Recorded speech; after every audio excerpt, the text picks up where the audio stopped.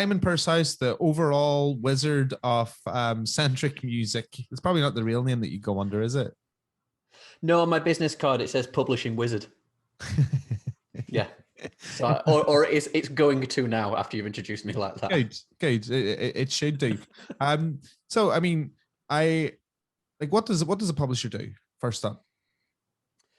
A publisher looks after songwriters. So as an emerging artist, quite often the songwriter and the artist is one and the same thing. A lot of people watching this will probably write the songs that they perform and vice versa. But in the, if you look at the charts, a hell of a lot of the songs that get to number one are sung by the people who don't write them, or there are multiple songwriters in a room. So I think the average number one over the last few years has had 6 or 7 songwriters on there. So what a publisher will do is make sure that person gets all the money that they are owed.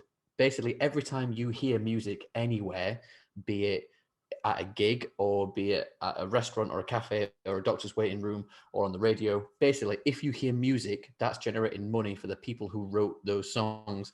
And what a publisher does is make sure they get every single penny, cent, dollar that they are owed for that. That's it. Like, I mean, the publisher really is the person who looks after the song and the person who wrote the song, rather than looks after the band or looks after them when they go on tour. But there's so many different places where bands can get paid that people don't know about at the start, really. And like, why does that make publishing important? So a lot of people watching this will probably have heard of the PRS. The PRS is the Performers' Rights Society, and they are a PRO, and they're the PRO here in the UK. And then you've got IMRO, who look after the guys in Ireland. And basically every major territory has their own version of a PRO. Germany's got GEMA, France has got SACEM, etc., etc. And as I said previously, anywhere where you hear music, it generates income. So what a publisher does is take these bits of intellectual property. It's copyright, basically. A song, in theory, is an idea. A recording is a master, right, which physically exists, in terms of what you can hear. But the song is an idea. So we take, as a publisher, these bits of information and we register them all around the world, absolutely everywhere. So if your song is streamed in Spain, then we go and collect it from their local PRO, which is Segai. If it's streamed in America, then we go to BMI and ASCAP and CSEC and this, that, and the other. So in terms of where the money comes from, as I say, anywhere where you hear money, anywhere you hear music generates cash. Yeah, hear that money, hear it coming in. Sweet dollar. As an emerging artist, the kind of main areas where you're going to get cash for your music publishing copyrights at the beginning of your career is gigging. Every time you play a gig, that generates money for the songs that you've written. And that's got nothing to do with the income that you get from being booked or from the ticket sales or whatever. This is income that the venue has paid in order to have music in their venue. So you're owed money there. The bigger the gig, the more ticket sales is the more money that you get. You get cash every time a song that you've written is being played on the radio. And again, the more people who hear it, the more money you're going to get. So if you've written a 4-minute song and it gets played on Radio 2, as we record this, that generates about 104, 105 quid for the songwriters. If you get played on Radio 1, it generates about 40 or 50 quid. And that's because Radio 2 has a much bigger audience than Radio 1. So if you can manage to get yourself on a playlist of one of the major radio stations, that generates so much cash for the songwriters involved. If you get your music played on television, that's called synchronization. That's another big thing that publishers do, but also record labels should do as well. So again, in UK television, the program that you get played on, the more people who are watching it, the more money you're going to get. But then sync changes and differs in terms of what kind of sync it is. If you get put on a computer game or a TV advert or an American US TV show, you get paid some cash up front, which is always quite nice. And then you'll get royalties as well when that program is broadcast.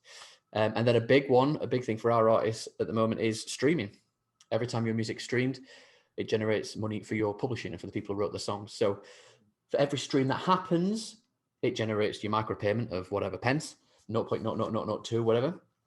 80% of that goes to the master rights, to the record label, but the remaining 20% is your publishing income, which is split between performance and mechanical, which are two very separate incomes within the world of music publishing.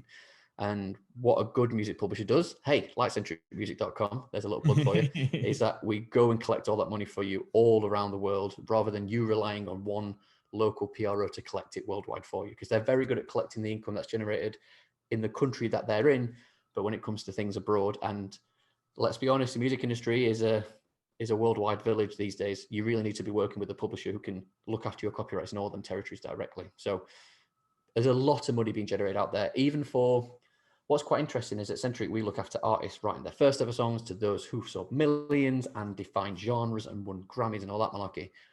But even at right at the beginning of your career, we see on our system where all the money comes in. And even if you're an emerging artist, the money's not just from the country that you're in. The money's coming from all over the world, pretty much from day one. Yeah. And anybody can sign up to Centric, like, because there are different types of publishing deals out there, aren't there?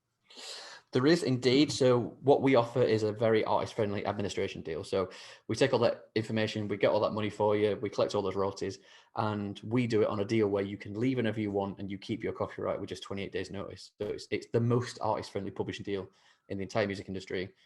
There's no one else kind of doing it. So in this world, you get to keep your own copyright, which is very important.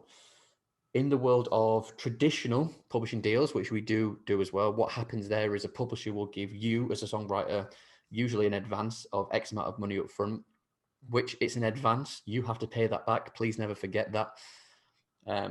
But in exchange for that is that you're signed to them for a certain amount of years, which is called a term. So usually what it would be is a 3-year term. So anything you write in those 3 years, that publisher will own for a retention period of 10, 15, 20, 25, 30 years or whatever you've agreed. Like, try not to do any deals with more than a 15-year retention in this day and age.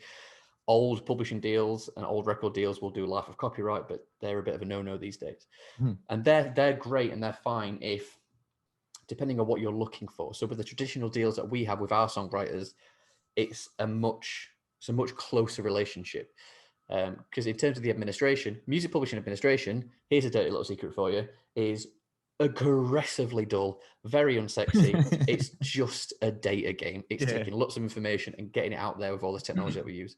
But the fun stuff of publishing, which I quite fortunately get to do, is working with songwriters to make them the best songwriters they can possibly be. So with our traditional signed artists, I am working with them from their first ever demos to the song being released. And we're talking about the structure of the song, that verse, that chorus, should that lyric change? If you want that to be played on radio too, you should sing about this rather than this, you know, and that's like the development of them as a songwriter.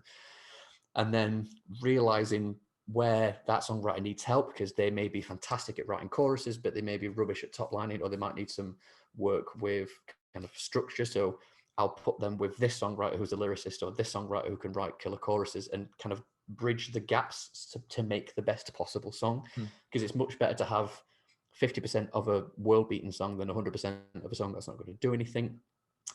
And then also taking songs and pitching them to other artists. So we have songs that they write and then we'll pitch them to K-pop artists, J-pop artists, just general pop artists, dance people all around the world.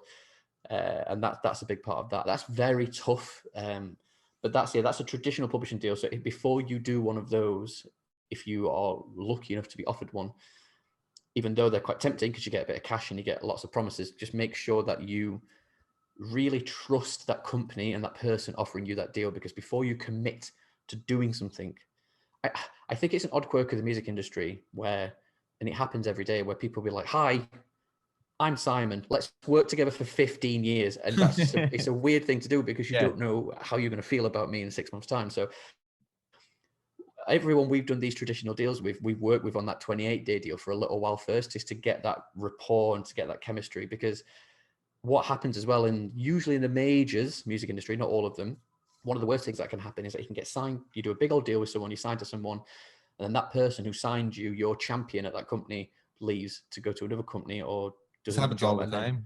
Happens all the time. Then you're just at this company with no one championing you. You become someone else's responsibility, and they didn't know you. They didn't want to sign you in the first place. So, I mean, good things can happen. That's not always like the be all and end all, but it's not a nice place to be. And your final piece of one tidbit you would say to somebody who's written their first EP and they're thinking about publishing, but they don't really know much. Well, obviously, I'm going to say go to centricmusic.com. Join a local PRO. I think my band was on centricmusic.com. Like, Rightly back. so. And I think Oh, we've been going for 15 years now, man. I'm pretty sure that we were. I think we went from Inroad to Centric, or the other way around. I can't remember which way it was. Like, Well, you can be both. So this is a big thing where you should use Centric and publish it as well as a local PRO. So join the PRO in the territory where you think you'll generate the most money. So like you might be a British artist, but you might for some reason be big in Germany. So therefore join Gamer and this and the other. But the tip is educate yourself, because publishing is, as I said, it's daft and it's dry and it's nonsensical and it's weird. But we as well, Eccentric, have got a massive blog called WTF, I won't swear, is music publishing. And it's 6,000 words long, and you'll read it and you'll think, God, that's a ball ache. But I want you to understand what someone like Eccentric is doing for you, because if you understand how we're doing it, you understand that we are very much worth the 20% that we take. Because if you try to do all that yourself, you couldn't, and you wouldn't be asked, basically. Yeah. So educate yourself about it and register everything before it's released. It's so much easier to get money for your publishing copyrights if everything's in place before you release it, compared to going back and trying to scrape it in the past. But you can do that. If you're watching this and you've had lots of radio play and lots of streams and you've never collected it before, we can still collect it for you. It will just take a bit longer. Simon, thank you so much. Thank you for having me, sir.